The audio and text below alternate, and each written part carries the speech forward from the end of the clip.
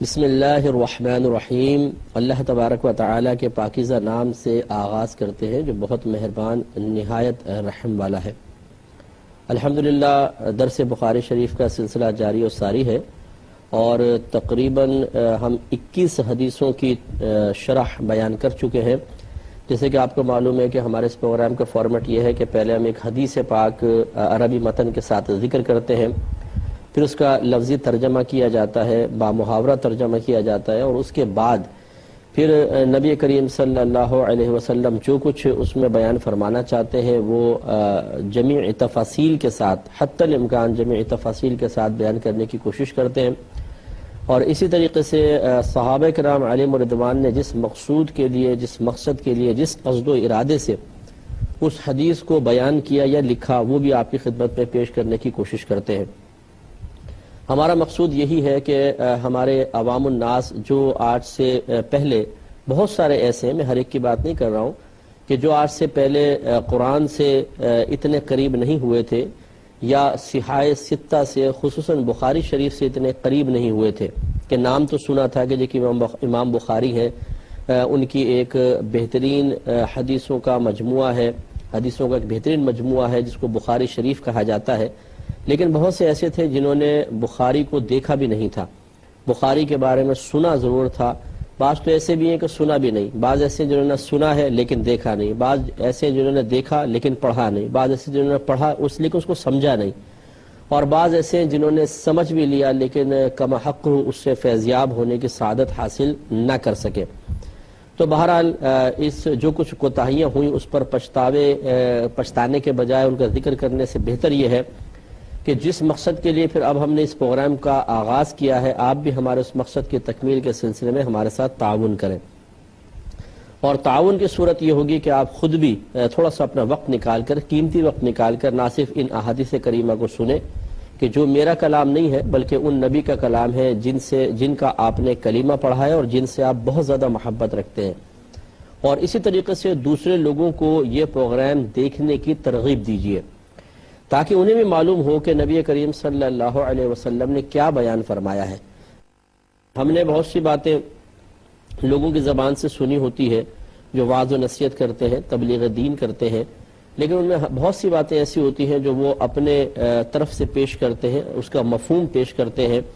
اور براہ راست قرآن یا حدیث بطور حوالہ ہمارے سامنے نہیں آتی ہے۔ لیکن ہم یہ بخاری شریف جو آپ کی خدمت میں ذکر کر رہے ہیں یہ اوریجنل متن ہے، اس میں موجود ہے، اور مستند شروحات کی روشنی میں ہم اس کی توضیح اور تشریح آپ کے سامنے پیش کر رہے ہیں۔ اس طرح نہ صرف آپ حوالہ بھی نوٹ کر سکتے ہیں، حدیث کریمہ کا مضمون لکھ سکتے ہیں، اور پھر اس سے جو کچھ حاصل ہو رہا ہے اسے براہ راست سمجھ سکتے ہیں۔ گویا کہ بالکل ایسا محسوس ہوتا ہے کہ جیسے ہم نبی کریم صلی اللہ علیہ وسلم کے سے براہ راست ان کا کلام سن رہے ہیں۔ میں معذرت دعویٰ نہیں کر رہا ہوں کہ میں اس حیثیت کا حامل ہوں، کہنے کا مطلب یہ ہے کہ جب ہم براہ راست ایک حدیث کو سنتے ہیں اور پھر اس سے نکات نکالتے ہیں تو ایسا ہی محسوس ہوتا ہے جیسے رحمت کونین صلی اللہ علیہ وسلم سے براہ راست ہم نے ایک چیز کو سن لیا، اور جبکہ ماخذ اتنا مستند ہو جس پر امت کا اتفاق ہے کہ قرآن عظیم کے بعد سب سے صحیح ترین کتاب بخاری شریف ہے، تو پھر انسان کا اعتماد اور بڑھ جاتا ہے اور وہ بڑے یقین کے ساتھ اس چیز کو سنتا ہے، اپنے ذہن میں محفوظ رکھتا ہے اور بطور دلیل وقت ضرورت پیش کر سکتا ہے، اور اس کے علاوہ کما حق ہو جیسا ان احادیث کریمہ پر عمل کا تقاضا ہے ویسا عمل بھی کر سکتا ہے۔ تو خلاصہ کلام یہ ہے کہ یہ بے حد مفید پروگرام ہے، اس لیے نہیں کہ میں اس کو پیش کر رہا ہوں بلکہ اس لیے کہ اللہ تبارک و تعالی نے اس کتاب میں بڑی برکات رکھی ہیں۔ نبی کریم صلی اللہ علیہ وسلم کے کلام میں یقیناً بہت ہی بڑی برکت ہے، ایک نعمت ہے، اس کو سننا، اس کو ذہن میں محفوظ رکھنا بہت بڑی سعادت کی بات ہے۔ اس لحاظ سے یہ پروگرام ایک بہت ہی عظیم اللہ تبارک و تعالی کی نعمت ہے، اس کو بغور سماعت فرمائیں، خود بھی دیکھیں، دوسروں کو بھی ترغیب دیں۔ حدیثوں کی طرف آتے ہیں، 21 حدیثیں ہو چکی ہیں، 22ویں حدیث پیش کرتے ہیں، لیکن آپ کو معلوم ہوگا کہ پچھلے پروگرام میں جس باب کے تحت یہ حدیث لائی گئی وہ میں نے ذکر کیا تھا۔ امام بخاری رحمۃ اللہ علیہ حدیثوں سے پہلے بعض اوقات ایک عنوان قائم کرتے ہیں، وہ عنوان یا ایک سبجیکٹ آپ کہہ لیجئے کہ وہ بتاتا ہے کہ اب حدیث میں کیا کچھ آنے والا ہے. تو کبھی تو وہ حدیث جس مضمون پر مشتمل ہوتی ہے اس مضمون کو ہی بطور باب لکھ دیا کرتے ہیں، بطور عنوان ذکر کر دیتے ہیں. کبھی اس حدیث سے کوئی مسئلہ نکالنا مقصود ہوتا ہے، یعنی امام بخاری رحمۃ اللہ علیہ کو لگتا ہے کہ اس حدیث سے مسئلہ ثابت ہے، تو پھر وہ اس مسئلہ جو انہوں نے اپنی دانست میں نکالا ہوتا ہے اس کو ہی عنوان کے طور پہ پیش کر کے پھر اس کے تحت حدیث لے کر آتے ہیں. تو آپ نے اس سے پہلے جو باب قائم کیا ہے وہ ہے کہ باب تفاضل اہل الایمانی فی الاعمال، یعنی اعمال میں اہل ایمان کے باہم ایک دوسرے سے افضل ہونے کا باب.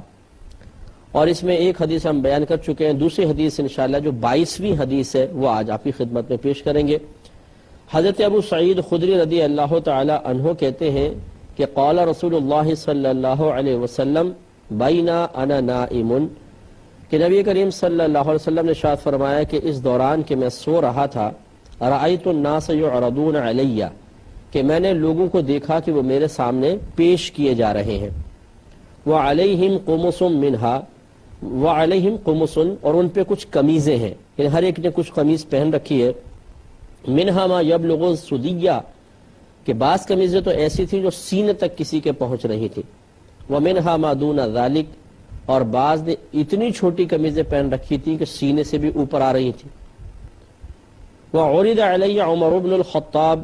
تو اور مجھ پر عمر بن خطاب رضی اللہ تعالیٰ عنہ پیش کیے گئے. وعلیہ قمیص، اور آپ پر بھی ایک قمیص تھی، یجرہ، ایسی قمیص کہ آپ اسے گھسیٹ رہے تھے. یعنی بعض لوگوں نے تو چھوٹی چھوٹی قمیضیں پہن رکھی تھی، لیکن عمر فاروق رضی اللہ تعالیٰ عنہ کی قمیص اتنی لمبی تھی کہ وہ زمین پر گھسٹ رہی تھی. آپ چل رہے تھے تو پیچھے پیچھے زمین میں گھسٹتی چلی جا رہی تھی. قالوا، صحابہ کرام علیہم رضوان نے عرض کیا رسول اللہ صلی اللہ علیہ وسلم، فما اولت ذالک، آپ اس خواب کی کیا تعبیر پیش کریں گے؟ نبی کریم صلی اللہ علیہ وسلم نے ارشاد فرمایا الدین، اس سے مراد دین ہے. گویا کہ نبی کریم صلی اللہ علیہ وسلم نے، آپ کو یہ معلوم ہے کہ خواب جو ہے خصوصاً نبیوں کا جو خواب ہوتا ہے وہ شرعی حجت ہوتا ہے اور وحی الہی کی ایک صورت ہوتی ہے. تو عام لوگوں کا، صحابہ کرام کا خواب بھی سچا ہو سکتا ہے اور سچا ہوتا ہے، اولیاء اعظام کے خواب سچے ہوتے ہیں، ہم لوگوں کے خواب بھی، عام لوگوں کے بھی سچے ہو سکتے ہیں، لیکن انبیاء علیہم السلام کے خواب تو یقیناً سچے ہوتے ہیں اور وحی الہی کی ایک صورت ہوتی ہے. لہذا نبی کریم صلی اللہ علیہ وسلم نے جو کچھ دیکھا وہ کویا کہ آپ کا طبعی تقاضے کے تحت کوئی چیز آپ کو نظر نہیں آئی، ایسا پریشان خیالی والا خواب نہیں تھا، بلکہ باقاعدہ اللہ تبارک و تعالیٰ کی طرف سے آپ کو یہ خواب دکھایا گیا. تو معلوم ہوا کہ یہ من جانب اللہ تھا اور اس میں جو کچھ آپ کو دکھایا گیا وہ بالکل حق اور سچ تھا. دوسری بات یہ ہے کہ لوگوں کے دین کا معاملہ لوگوں کا مختلف ہوتا ہے. کسی کو دین سے بہت کم حصہ ملتا ہے، کسی کو بہت زیادہ حصہ ملتا ہے. دین سے حصہ ملنے کا مطلب دین سیکھنا، اس کا علم حاصل کرنا اور اس کے تقاضے کے مطابق عمل کرنا. اس معاملے میں لوگ مختلف ہوتے ہیں. بعض تو ایسے ہوتے ہیں جو صرف ایک مسلمان گھرانے میں پیدا ہو گئے، اس کے علاوہ ان کو دین کی بالکل الف بے معلوم نہیں ہوتی. بعض ایسے ہوتے ہیں جو مسلمان گھرانے میں پیدا ہوئے اور کچھ تھوڑا بہت انہوں نے دین سیکھا، لیکن جتنا شرعی تقاضا تھا اتنا نہ سیکھ سکے. جیسے ہمارے ہاں ہوتا ہے جی بچے کو ناظرہ پڑھا دیں، زیادہ جوش چڑھا تو جی قرآن پاک حفظ کروا دیں، اس کے بعد کوئی پرواہ نہیں ہوتی، بس ختم. یا جو ضروری چیزیں ہوتی ہیں وہ عموماً سکھائی نہیں جاتی، بلکہ بچے یا تو مساجد میں جا کر سیکھ لیتے ہیں یا جس طرح کوئی ذریعہ ان کو میسر آیا وہ تھوڑی بہت معلومات حاصل کر لیتے ہیں. جیسے نماز ہے، وضو ہے، مسجد میں گئے اور وہاں پہ وضو خانے پر مثلا کسی کو وضو کرتے ہوئے دیکھا. اب یہ پتہ نہیں ہوتا بچوں کو کہ ٹھیک کر رہا ہے غلط کر رہا ہے، بس کرتے ہوئے دیکھا ویسا سیکھ لیا.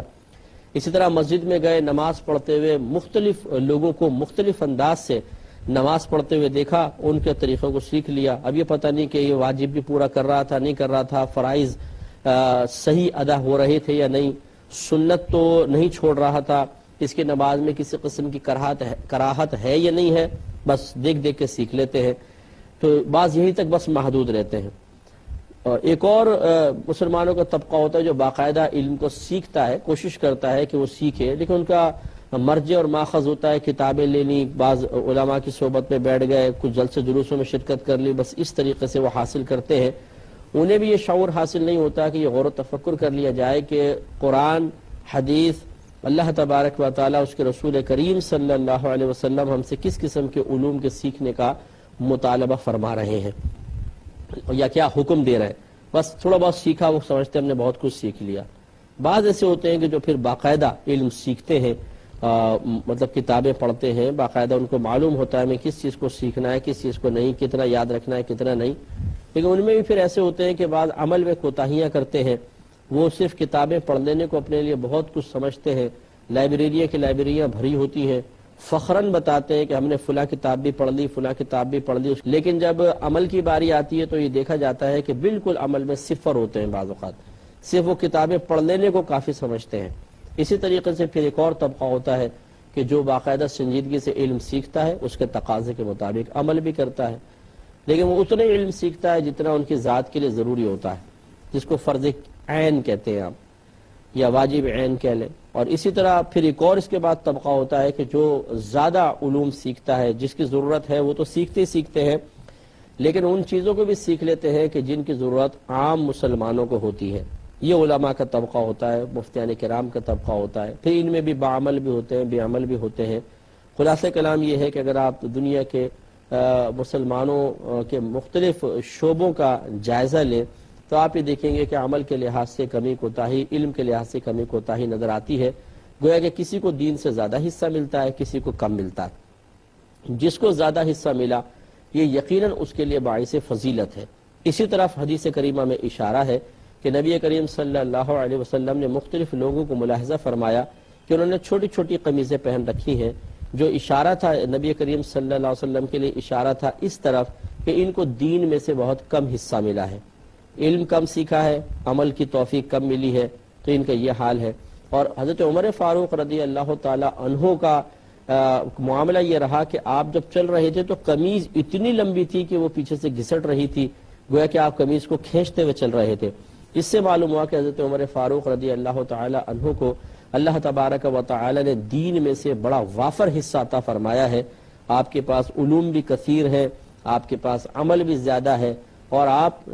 اس عمل جو کچھ آپ نے علم سیکھا ہے اس کے تقاضے کے مطابق عمل اختیار کر رہے ہیں، اور اس طریقے سے اللہ تعالیٰ کی بارگاہ میں وہ مقام پا لیا۔ نبی کریم صلی اللہ علیہ وسلم کی صحبت کی برکت بھی اس میں یقیناً شامل ہے کہ وہ مقام پایا کہ خود اللہ تبارک و تعالیٰ نے اپنے حبیب کریم صلی اللہ علیہ وسلم کے خواب میں آپ کی اس فضیلت کو دکھا کر قیامت تک کے لیے لوگوں کو سمجھا دیا کہ عمر فاروق رضی اللہ تعالی عنہ کوئی معمولی شخصیت نہیں ہے، بلکہ دین سے وافر حصہ حاصل کرنے کے بعد وہ اللہ تعالیٰ اس کے رسول کی بارگاہ میں بے حد مقبول و محبوب ہے۔ اس سے دیکھیں معلوم ہوا کہ ایک تو عمر فاروق رضی اللہ تعالی عنہ کی فضیلت بھی ہمیں پتہ چلی کہ آپ کا بڑا مقام ہے، بڑا مرتبہ ہے، اللہ تعالیٰ نے آپ کو بڑے بہت زبردست علوم سے نوازا ہے، اور ان علوم کے تقاضے کے مطابق آپ عمل کرتے رہے ہیں۔ یہی وجہ ہے کہ اللہ تبارک و تعالیٰ کی بارگاہ میں بے حد مقبول بھی ہے۔ اور ساتھ ساتھ اب اس حدیث کے بیان کے بعد ہمیں ایک سبق ملتا ہے، ایک درس ملتا ہے کہ جب عمر فاروق رضی اللہ تعالی عنہ نے دین سے وافر حصہ حاصل کرنے کے بعد اپنے آپ کو اللہ تبارک و تعالی کی بارگاہ میں اتنا پیارا اور محبوب بنا لیا کہ اللہ تعالی نے اپنے حبیب کریم صلی اللہ علیہ وسلم کے خواب میں آپ کو پیش کر کے آپ کی فضیلت کو قیامت تک کے مسلمانوں کے سامنے ظاہر کر دیا۔ جب تک بخاری پڑھی جاتی رہے گی عمر فاروق رضی اللہ تعالی عنہ کی اس جہت سے بزرگی کو تسلیم کیا جاتا رہے گا۔ تو معلوم ہوا کہ یہ دین کو سیکھنا، دین کے تقاضے کے مطابق عمل کرنا کوئی معمولی چیز نہیں، بہت بڑی چیز ہے کہ یہ اتنی اہم چیز ہے کہ اللہ تبارک و تعالی اس بندے کو اپنی بارگاہ میں درجہ قبولیت عطا فرما کر اسے اس طریقے سے عزتوں اور انعامات سے نوازتا ہے۔ تو لہٰذا ہمیں بھی اس مقام پہ اپنے بارے میں تھوڑا سا غور و تفکر کرنا چاہیے کہ ایک مسلمان گھرانے میں پیدا ہو جانے کو کافی سمجھنا کیا یہ صحیح ہے یا نہیں؟ اپنی مرضی کے مطابق علم سیکھتے ہیں، اپنی مرضی کے مطابق عمل اختیار کرتے ہیں، زیادہ علم سیکھتے نہیں، کیونکہ جاہلوں کا مقولہ ہم نے پکڑا ہوا ہے کہ بھائی زیادہ نہ سیکھو، زیادہ سیکھو گے عمل بھی زیادہ کرنا پڑے گا۔ گویا کہ شاید ان کا ذہن یہ ہے کہ اگر جو کم سیکھے گا اسے کم عمل کرنا پڑے گا، تو وہ میدان معاشر میں جا کر کہہ سکتا ہے کہ اللہ تعالیٰ میں نے جتنا سیکھا اتنے پہ عمل کیا، زیادہ معلوم ہی نہیں تو میں عمل کیسے کرتا؟ اور اللہ تعالیٰ فرمایا کہ بالکل ٹھیک تم نے کہا، فرشتوں اس کو جنت میں داخل کر دو۔ ایسا نہیں ہوگا۔ ایسے جتنے بھی نادان مسلمان اس قسم کے مقولے پیش کر کے خود بھی دھوکہ کھاتے ہیں، دوسروں کو بھی دھوکہ دینے کی کوشش کرتے ہیں، یاد رکھیے علم سیکھنے کا حکم دیا گیا ہے۔ اگر کوئی علم نہیں سیکھتا تو نہ سیکھنا ہی گناہ ہے، ایک بات تو یہ۔ اب اگر اس نے جتنا سیکھا اس پر عمل پیرا ہوا، سعادت کی بات ہے، بہت اچھی بات ہے، لیکن جتنا علم نہ سیکھا، ایک تو اس کا گناہ، پھر نہ سیکھنے کی وجہ سے جتنا جہالت میں مبتلا ہوا اور گناہ اور خطا کی، اس سب کا گناہ علیحدہ ہوگا۔ اسی لیے علماء اسلام نے، فقہاء اسلام نے لکھا ہے کہ عالم اگر گناہ کرتا ہے، عالم سے مراد صاحب علم شخص جس کے پاس علم ہے، اگر وہ گناہ کرتا ہے تو اس کے نام اعمال میں 1 گناہ لکھا جاتا ہے، لیکن اگر جاہل گناہ کرتا ہے تو اس کے نام اعمال میں 2 گناہ لکھے جاتے ہیں۔ اور وہ کون کون سی گناہ ہیں؟ ایک تو علم نہ سیکھنے کا گناہ، اور دوسرا اس گناہ کرنے کا گناہ۔ جبکہ صاحب علم کو اس لیے 1 گناہ ملتا ہے کہ اس نے کم از کم علم تو سیکھ لیا، یہ گناہ اس کو نہیں ملے گا، یعنی گویا کہ علم سیکھ لیا تو کوتاہی نہ کرنے والا گناہ تو گیا۔ اب ہے ارتکاب جرم، اس نے ایک ناجائز فعل کیا ہے، اس وجہ سے اس کو سزا ملے گی یا اس کو مطلب گناہگار قرار دیا جا سکتا ہے، تو 1 گناہ کی جہت، گناہگار ہونے کی 1 جہت اس کے حق میں ہے، جبکہ جاہل کے حق میں 2 جہتیں ہیں۔ تو لہٰذا یہ کوئی فخر کی بات نہیں ہے، یہ کوئی محفوظ راستہ نہیں ہے کہ تھوڑا سیکھو تو تھوڑا عمل کرنا پڑے گا، یہ غلط ہے۔ تھوڑا سیکھو تب بھی عمل زیادہ ہی کرنا پڑے گا، کیونکہ جو نہیں سیکھا اس کے عمل کا تقاضا بھی شریعت ہم سے کرتی رہے گی، اس لیے یہ غلط خیال ہے کہ تھوڑا سیکھو اور تھوڑا عمل کرو۔ دوسری بات یہ ہے کہ ہم مسلمان عمل سے بھی بڑے دور ہیں، علم تو ایک تو کم سیکھتے ہیں، دوسرا عمل سے بہت زیادہ دور ہیں، اپنا اس لحاظ سے بھی محاسبہ نہیں کرتے ہیں کہ ہم کیا کر رہے ہیں۔ ہم صرف اپنی مرضی کے مطابق عمل کرتے ہیں، تھوڑا بہت عمل کیا، جتنا آسانی سے ہم اختیار کر سکتے ہیں، جتنا ہمارا موڈ ہوتا ہے، جتنا ہمیں پسند آتا ہے، ہم اس چیز کو لے لیتے ہیں۔ جو چیز پسند نہیں آ رہی اس کو چھوڑ دیا، جو ذرا ہارڈ محسوس ہوئی اس کو چھوڑ دیا۔ نرم چیز لینے کے بعد اور پھر معاذ اللہ ثم معاذ اللہ لگتا ایسا ہے کہ شاید ہم وہ تھوڑی سی عبادت کرنے کے بعد یہ سمجھتے ہیں کہ شاید اب اللہ پہ لازم ہو گیا ہے کہ ضرور ہماری نجات و بخشش فرما دے۔ لہٰذا ایسے لوگوں کو سمجھائیں تو بولتے یار بس نماز پڑھ لی کافی ہے۔ وہ نماز بھی کیسی پڑھی کہ کبھی 4 پڑھ لی ہیں، کبھی 3 پڑھ لی، کبھی 2 ہی پڑھی، زیادہ مصروفیت ہوئی تو 5 کی 5 غائب ہو گئیں، پھر قضا پڑھنے کا تو کوئی تصور رکھتا ہی نہیں ہے۔ یہ غلط روش ہے۔ تو اس لیے مسلمان گھرانے میں پیدا ہو جانا یہ بہت بڑی سعادت کی بات ضرور ہے، لیکن ہمیں اپنا محاسبہ کرنا ہوگا کہ ہم نے کتنا علم سیکھا، کتنا عمل کیا۔ اس پہ انشاءاللہ مزید کلام کریں گے اپنے نیکسٹ پروگرام میں، ضرور ملاحظہ فرمائیے گا۔ اللہ تعالیٰ عمل کی توفیق عطا فرمائے، آمین۔ وآخر دعوانا ان الحمدللہ رب العالمین۔